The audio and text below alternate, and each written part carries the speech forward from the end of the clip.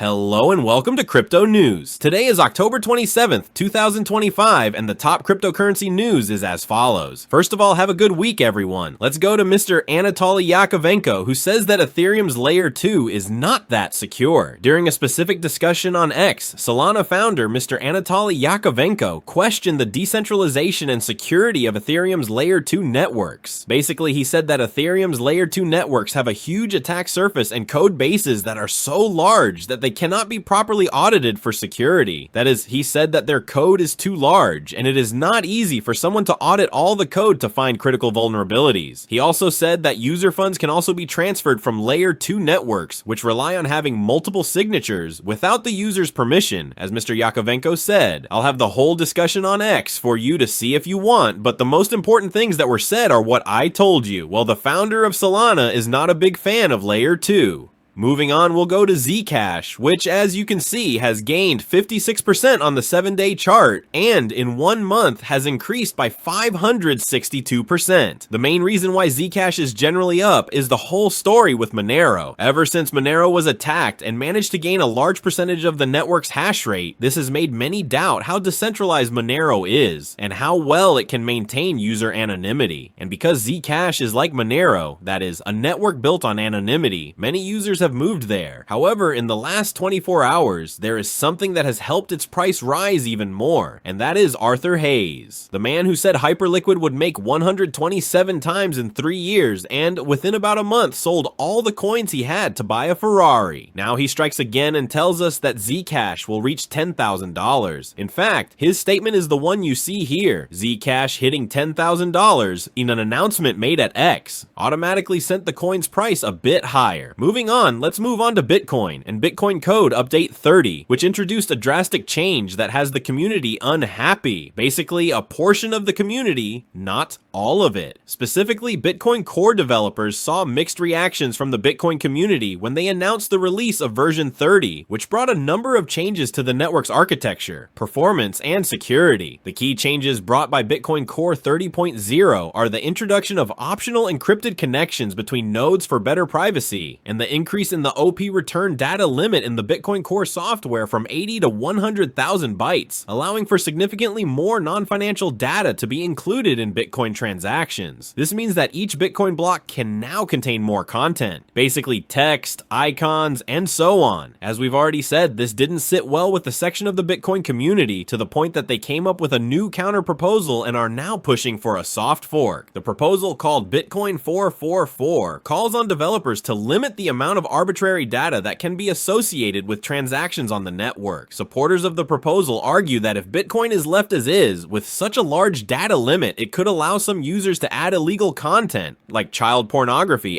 to the Bitcoin network, which we clearly don't want. Meanwhile, critics of this proposal, those who want to keep the current 100,000 byte limit, argue that Bitcoin 444 amounts to censorship at the protocol level, so we'll have to wait and see what the Bitcoin community decides and how the network evolves. While we're still on Bitcoin, I want to mention an address that held 3.8 Bitcoin that was recently moved. All of these Bitcoins come from a very old address from the Satoshi era that contains 4,000 BTC mined about a month after Bitcoin first went live. All of these Bitcoins had been sitting in a wallet that hadn't been moved since 2011, and after 14.3 years, it suddenly became active again, transferring 150 BTC. The Bitcoins associated with this address are worth $442 million. These were coins that the entire community believed were lost forever and would never be moved again. However, that's no longer the case. And of course, there are some who speculate that these could be Bitcoins belonging to Satoshi Nakamoto himself, something we obviously don't know. Finally, let's go to our favorite cryptocurrency market, where Bitcoin is at $115,000, with the price trying to break resistance right now.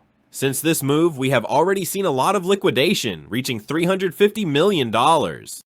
And why is Bitcoin so high? It's that America may have found common ground with China. Specifically, as the US Treasury Secretary told us on Sunday, the US and China have made substantial progress on a trade deal, giving investors hope that the market will recover. So as we said, because there is substantial progress, the price is rising. And now, to wrap up today's episode, let's look at what else could move the cryptocurrency market this week. One of the most important things is the Fed, which will announce in 2 days that it will cut interest rates. And and we know that with great certainty based on our rates. However, what we are looking for is some statement from Mr. Powell on the economy that could shake up the market. Additionally, let me tell you that this week, 4,494 companies will be reporting their financial results for the previous quarter, and the most important ones are the ones you see on your screen right now. Every day is important, and every day, if a company doesn't perform well, it can shake up the markets, especially the very big ones like Meta, Amazon, and so on. That wraps up the top news for crypto. Today is October 27th, 2025. I'd like to remind you that the content you just watched is created for educational purposes only and should not be considered as investment advice, but rather as investment opinion. Please subscribe to the channel, leave a like, and feel free to comment. Take care everyone, and have a good day.